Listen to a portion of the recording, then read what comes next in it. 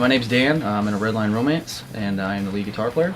I'm Jeremy. I play bass. I'm Chad. I'm the vocalist.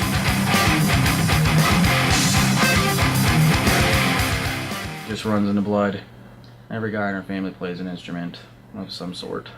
But they've been around me my entire life, and I just figured that it was right that I would go ahead and play them because it's almost therapeutic. You know, using your motor skills and using everything you got to try and create something, you know, that could move other people. You know, because anything you're feeling, you can put it down in there and just express it. And then if you listen back to it like 2 months later, you know what I mean, you kind of reminds you of the place you were in. It's like almost like a reflection of your life. So I really like that, and the discipline in trying to learn how to play. I started playing violin in middle school. Eventually, my family moved, and when I got back into school, I met some people that were playing guitar. And he asked me if I wanted to be in a band with him. He was like, I could teach you to play bass real quick. Alright. So I begged my parents for a bass for Christmas and they got it for me. And then we moved again. So I had this bass. And so I just started looking up tabs. Stuff like the Ben 7-fold, Atreyu. I just learned how to play. Picked up some stuff here and there. Really, my mom got me playing piano when I was really young, when I was like 4. And my dad was a tugboat captain and he played guitar when he'd be on the boat. So I grew up playing piano and kind of dabbling with guitar.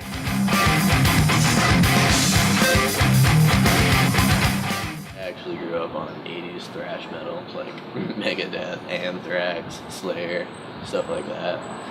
And then I found some more modern sounding bands like Ben 7-fold and Atreyu. And then I met Dan, he showed me a shit ton of new music. But when I really want to sit down and listen to music, I look for technicality. I want to be able to hear every note, and I want to know why that note, what does that note have to do with this progression?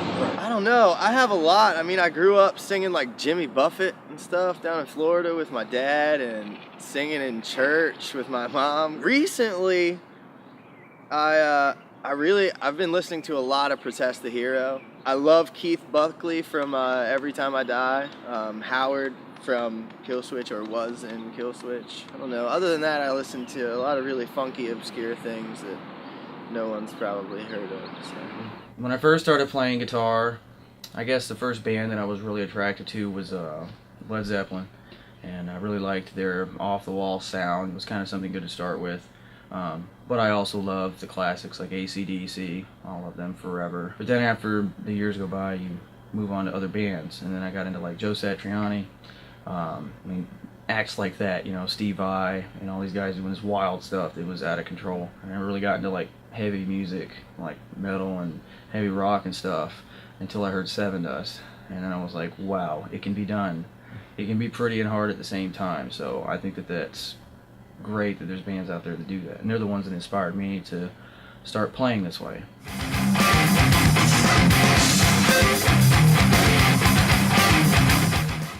I use Persona stuff. They're affordable. I got this old Blue Max compressor. I wanted it because it's kind of like for the volume, but it doesn't color the sound or anything. It still sounds the same, which is really cool, and it's rugged, so it works good.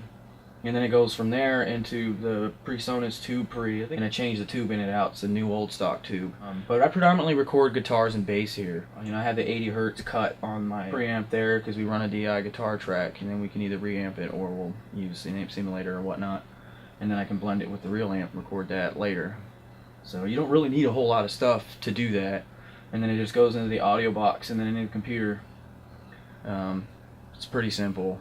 I mean, it takes like 2 seconds to set up to record. It's really quick, so if you got a demo idea, you're done.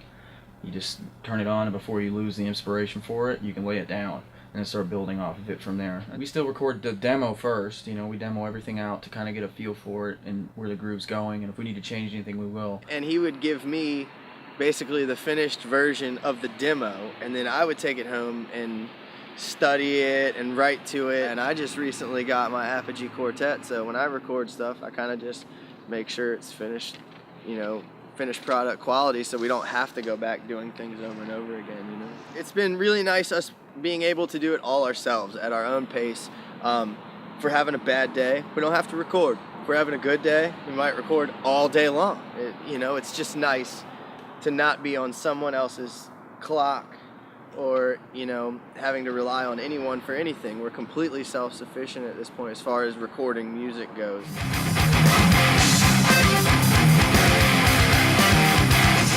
think it's going to be received pretty well.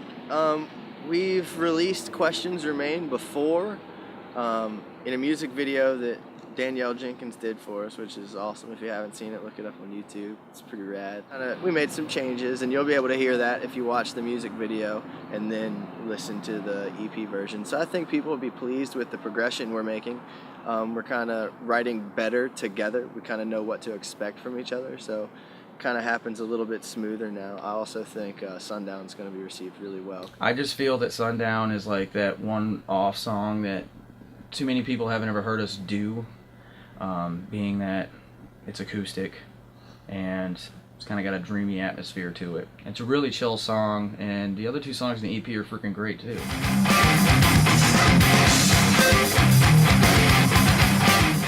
One of the songs is going to have a solo in it, you know, as in the first EP there's going to be no solos or anything. So I think on the second one is to be a step up, and then after that will be the album, and the album is just going to be intense.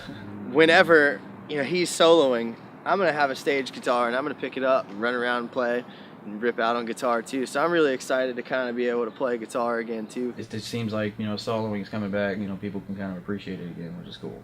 There was still some good stuff out there, and some people still soloed anyway. You know, I think they're the ones that kept it alive, and everybody else is like, why aren't we doing this anymore? And just started getting better. That shows really well like how versatile a guitar player is, you know, they riff and rhythm all day, but can you put something over a song that sounds good, you know, that people can hum to or something.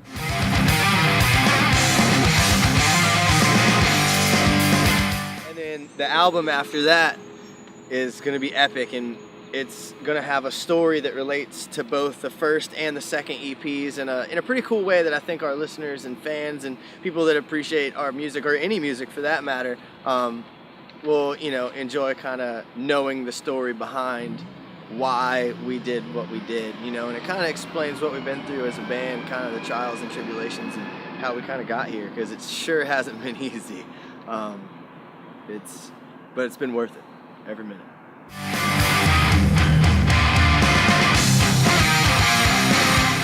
We do have a big catalog of songs, you know, but we're just being kind of particular about what order and when we're releasing them, you know, especially for drummers that are coming in. We want to be able to give them a little bit of everything that we do, so that way they know what to look forward to, you know, and it's not super overly complicated or anything. We just need somebody that's got the groove, you know, that brings that head bobby dynamic to the band and keeps it like that, you know.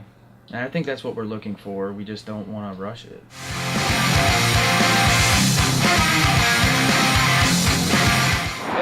It's all in the practice. Just get an instrument, find maybe someone, or even you can go online, look up tabs. Just learn to jam some of your favorite songs. Just keep pushing yourself. Keep practicing. Having to follow Dan on a bass is challenging. He always has this little trick to throw in his wrist, and I always find myself learning something new every song. To be honest, I used to do a lot of vocal routines. Now I really don't. I have a job, you know, during the day where I drive 75% of my day, so I'm in a vehicle blasting music, singing along pretty much all day. So I kind of just start light at the beginning of the day. I don't know, just sing all day long. So I'm kind of warm most of the time.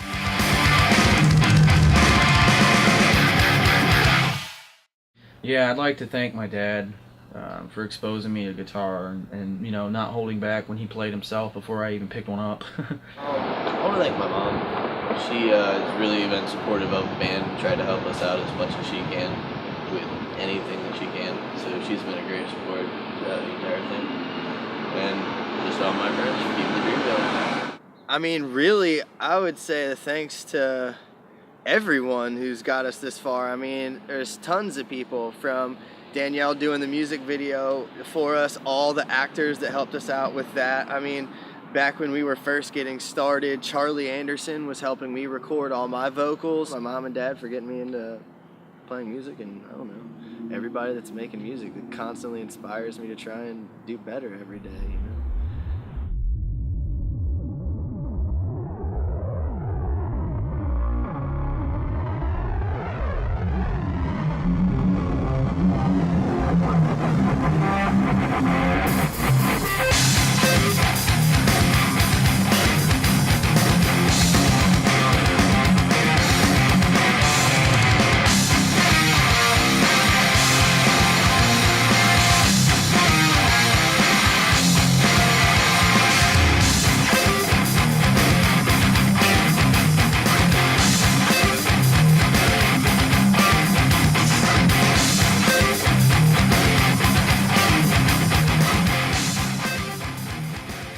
What kind of angle lube do you use?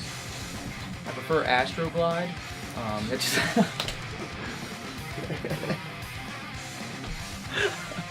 Blooper reel. Which ball head lower? Right one. That is why. I don't know. I just keep hitting it all the time. It's always the right one. picks always fall on the ground, but at least it didn't go into the dark world somewhere. I can still see it for now. That's a wrap.